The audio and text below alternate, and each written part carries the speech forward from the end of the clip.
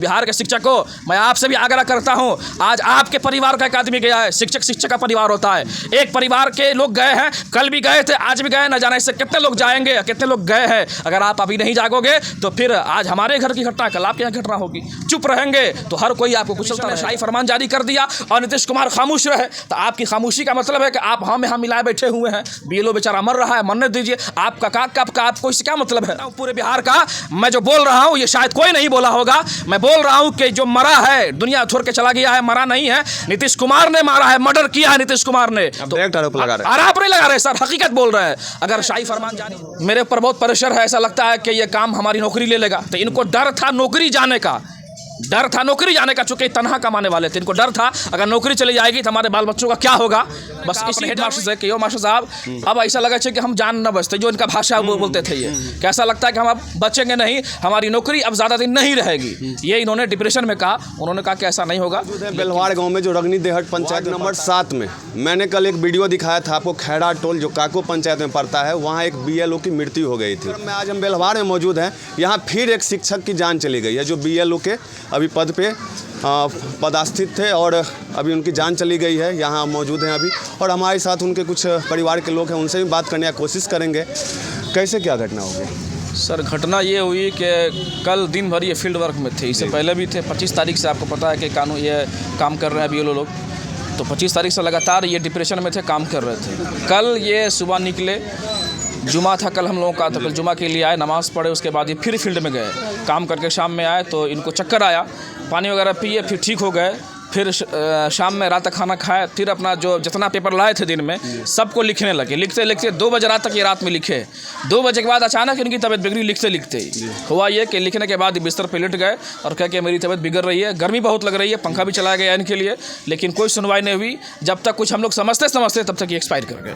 पहले से भी कुछ उनको होता था? कुछ नहीं होता था, पहले बिल्कुल फिट थे, कोई बीमारी इनको नहीं थी, एक कोई दवा नहीं खाते थे, ये बिल्कुल ठीक थे। ये तो पहले कभी आप लोग को बोले कि नहीं काम का प्रेशर है या कुछ ऐसा बात बोलते थे कि नहीं? कल ही की घटना है, कल ही की बात है। इनके स्कूल के जो हेडमास्टर साहब थे वो आए थे कुछ पेपर लेकर के, तो इन्होंने कहा अपने हेडमास्टर से कि यो मास्टर साहब अब ऐसा लगा कि हम जान न बचते, जो इनका भाषा वो बोलते थे। ये कैसा लगता है कि हम अब बचेंगे नहीं, हमारी नौकरी अब ज़्यादा दिन नहीं रहेगी। ये इन्होंने डिप्रेशन में कहा। उन्होंने कहा कि ऐसा नहीं होगा, लेकिन सुबह बोले हैं, रात में ये एक्सपायर कर गए। कैसे एक्सपायर हो गया? हार्ट अटैक ही किए हैं, टेंशन में किए हैं, चूँकि काम का प्रेशर था। 25 तारीख को सबमिट करना है और पूरे वार्ड का ये बीएलओ थे, हर घर डोर टू डोर जा कर के पेपर देना है, समझाना है, लोगों को बतलाना है कि आपको ये देना है, ये देना है। लोग पूछते ज़्यादा हैं। अब एक आदमी है कि किसको किसको क्या समझाएंगे। बीएलओ काम ये पहले भी करते थे, लेकिन इतना कोई सवाल जवाब नहीं होता था। पहले बीएलओ काम होता था कि जिनकी उम्र पूरी हो गई उसका नाम जोड़ देना, इतना काम था। लेकिन अभी है कि एनआरसी आप ले आए हैं एक तरीके से बैकडोर से, तो नागरिकता साबित करने के लिए हर समुदाय के लोगों को पेपर दिखाना पड़ रहा है।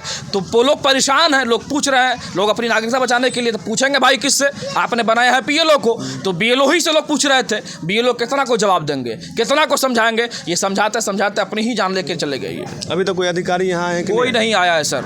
सिर्फ लोग इन्फॉर्म किए कि मुखिया जी इस पंचायत के, उन्होंने कहा कि हमने खबर किया था, सुबह में आए थे मुखिया जी, लेकिन अब तो कोई नहीं आया। अभी तक कोई नहीं, वीडियो में कोई नहीं आया अभी तक। तो ये हालत है, प्रेशर था विभाग का, तभी तो ये ज़्यादा वर्क कर रहे थे। इन्होंने कई लोगों से कहा भी, 2 रोज़ पहले भी कहा, यहाँ एक चायखाना अजीज़ का नाम है, वहाँ पे इन्होंने कहा, कल भी इन्होंने कहा कि मेरे ऊपर बहुत प्रेशर है, ऐसा लगता है कि ये काम हमारी नौकरी ले लेगा। तो इनको डर था नौकरी जाने का, डर था नौकरी जाने का, चूँकि तनहा कमाने वाले थे। इनको डर था अगर नौकरी चली जाएगी तो हमारे बाल बच्चों का क्या होगा।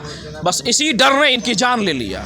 तो नीतीश कुमार ही ने इनको मारा है, क्योंकि डर उन्होंने पैदा किया कि अगर आप काम करके नहीं दोगे भैया आपकी हम नौकरी ले लेंगे। ये तो चुनाव आयोग का फरमान है, चुनाव आयोग का फरमान है, हम मानते हैं चुनाव आयोग का फरमान है, लेकिन इस बिहार का मुखिया कौन है? नीतीश कुमार है ना। क्या आप इसके लिए पूछ नहीं सकते थे? इलेक्शन कमीशन ने ठीक है लागू कर दिया, लेकिन आपकी जिम्मेदारी क्या बनती थी कि इस पर हम विचार करें, लोगों से बातें करें। आप कोई भी कानून लाते हैं, कोई भी काम होता है, कोई भी कार्य होता है, उसके लिए समय दिया जाता है, लोगों से बात विचार की जाती है, तब उसको आगे बढ़ाया जाता है। लेकिन बिहार इलेक्शन होना है, इलेक्शन कमीशन ने शाही फरमान जारी कर दिया और नीतीश कुमार खामोश रहे। तो आपकी खामोशी का मतलब है कि आप हम यहाँ मिलाए बैठे हुए हैं। बीएलओ बेचारा मर रहा है, मरने दीजिए। आपको इससे क्या मतलब है? यही वजह है कि आज मेरे घर में जान चली गई। कल भी एक बीएलओ मरा था जिसका हम वीडियो भी बनाए थे, हमारे 10 में हमने देखा था, एक वीडियो देखा था हमने भी। कल एक वहाँ भी सेम सिचुएशन था, उनका भी गार्जियन का कहना था कि वो भी प्रेशर में है, वो प्रेशर से ही एक घर की कहानी नहीं है, बिहार में 5.25 लाख टीचर हैं, इन सब की कहानी है। बेचारा टीचर को ना बोलते बनता है, ना उगलते बनता है, ना निगलते बनता है। हर टीचर की कहानी आप पूछ लीजिए, हर टीचर से, सबकी कहानी यही है। अभी कुछ दिन पहले स्कूल मॉर्निंग चला है, कितने टीचर दुर्घटना में मर गए, किसी की आवाज़ कोई बना? नीतीश कुमार सुना, डीएम सुने, डीओ सुने, कोई नहीं सुना। अपनी जान बेचारा टीचर चला लेके गंवा दिया, लेकिन उसके लिए कोई आवाज़ उठाने को तैयार नहीं है। तो टीचर बेचारा मजबूर है कि हमारी नौकरी चली जाएगी, हम करेंगे क्या? तो हमारी मांग सरकार से यही है।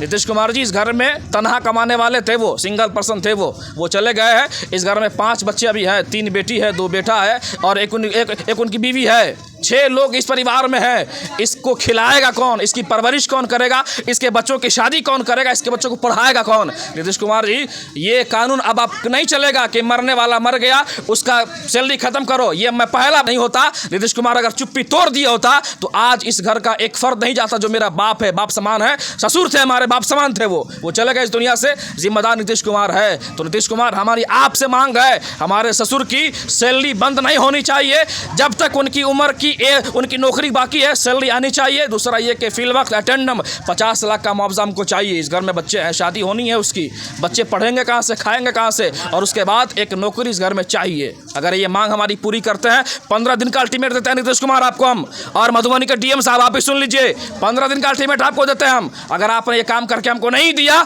और हम आपके दरवाजे पर नहीं जाएंगे, सुन लीजिए, कान खोल के सुन लीजिए डीएम साहब, आपके दरवाजे पर हम नहीं जाएंगे। आप हमारे लिए बनाए गए, आपको आना होगा हमारे दरवाजे पर। आप हमारे सेवक हैं, आपको आना होगा और आकर के देखना होगा। आप घूम रहे हैं ना क्षेत्र में, हर वोटर को आप समझा रहे हैं ना कि आपको अपना प्रमाण देना होगा।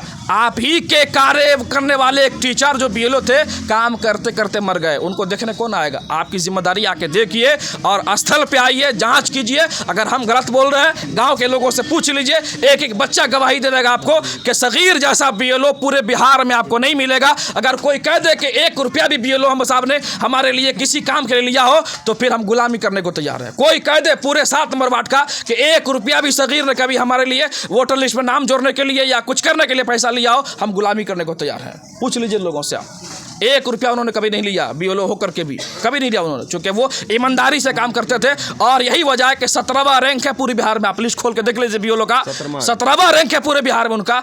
ये उनका रैंक बताता है कि काम कितनी ईमानदारी से करते थे और कितना चुस्त और फुर्त होकर वो काम करते थे। लेकिन काम करते करते अपनी जान गंवा बैठे। ये हालत है बिहार के शिक्षकों की। तो बिहार के, इसलिए बोलिए, आवाज़ उठाइए। अगर हमारी आवाज़ आपको लग रहा है कि हाँ ये बंदा सही बोल रहा है, तो इस वीडियो को शेयर कीजिए और नीतीश कुमार तक हमारी वीडियो को पहुंचाइए। हमारी मांग है उसको पूरा कराइए।